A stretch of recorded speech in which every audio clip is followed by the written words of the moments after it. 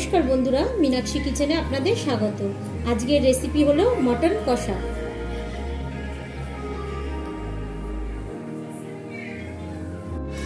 এখানে আমি 700 মটন নিয়ে নিয়েছি। এবার মটন আজকে কষা করব। তার জন্য এখানে আমার লাগছে গোটা দারচিনি, লবঙ্গ আর এলাচ, আর লাগছে তেজপাতা, দুটো তেজপাতা নিয়ে নিয়েছি এখানে। এবার আমি এখানে দিয়ে দিচ্ছি 1 চামচ থেকে 2 চামচ নুন, 1 চামচ হলুদ, 1 চামচ ঝাল লঙ্কার গুঁড়ো, 1 চামচ জিরের গুঁড়ো, 1/2 চামচ ধনের গুঁড়ো। এবার দিচ্ছি আমি এখানে আদা রসুন একসঙ্গে পেস্ট করে রেখেছি, এটা 1 চামচ আমি দিয়ে দিলাম। দিচ্ছি আমি আন্দাজ মতন সর্ষের তেল। এবার আমি এটা ম্যারিনেট করে নেব, ভালো করে মেখে রেখে দেবো। এটা মাখা হয়ে গেছে ভালো করে। এবার আমি এটা আধ ঘন্টা ঢাকা দিয়ে রেখে দিচ্ছি। আধ ঘন্টা হয়ে গেছে। এবার আমি এটা প্রেসার কুকারে দিয়ে দেবো।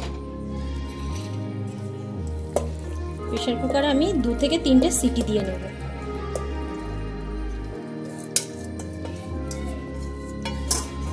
একটু মশলাটার বাটিটা ধুয়ে আমি অল্প একটু জাস্ট জল দিয়ে দেব। এবার আমি ঢাকা দিয়ে দিচ্ছি, থেকে 3টে সিটি দিয়ে নেব। ততক্ষণ আমি মাটনের জন্য এখানে আলু ভেজে নেব। এখানে কেটে নিয়েছি পেঁয়াজ, এখানে টমেটো, এখানে কাঁচা পাকা লঙ্কা নিয়ে নিয়েছি। এবার আমি আলুগুলো ছেড়ে দিচ্ছি তেলে, অবশ্যই সর্ষের তেলে করবে।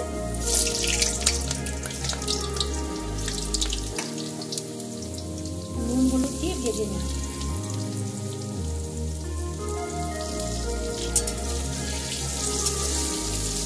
আলুটা ভাজা হয়ে গেছে, আলুটা তুলে নিচ্ছি।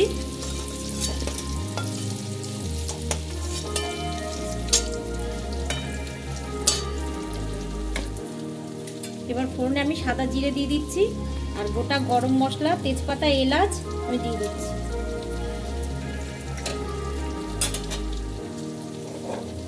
এবার দিয়ে দিচ্ছি আমি পেঁয়াজ,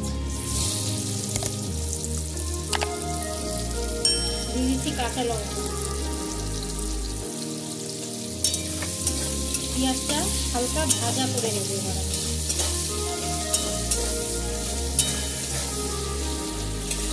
আর 2 থেকে 3 মিনিট ভাজা হবে। আর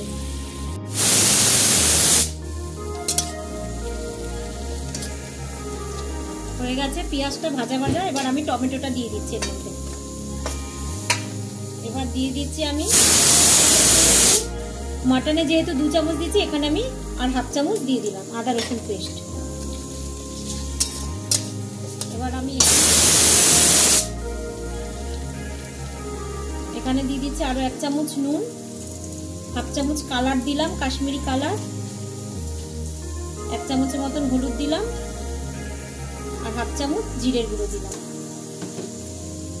ভালো করে কষিয়ে নেবো। এবার মশলাটা হয়ে গেছে কষানো। এবার আমি প্রেসার কুকারের ঢাকনাটা খুলছি। এই যে প্রায় সেদ্ধ হয়ে গেছে, প্রায় সেদ্ধ হয়ে গেছে মোটামুটি। এবার আমি এটা দিয়ে দেবো।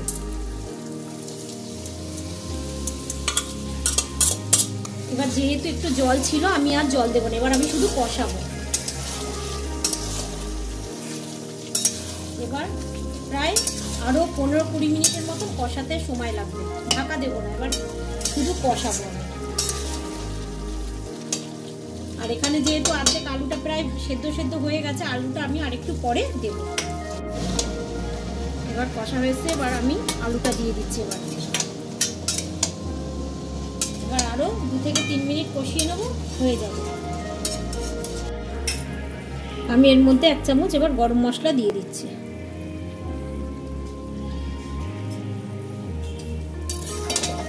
হয়ে গেছে খাসির মাংস একদম কষা কষা রেডি। এবার আমি সার্ভ করে দেব।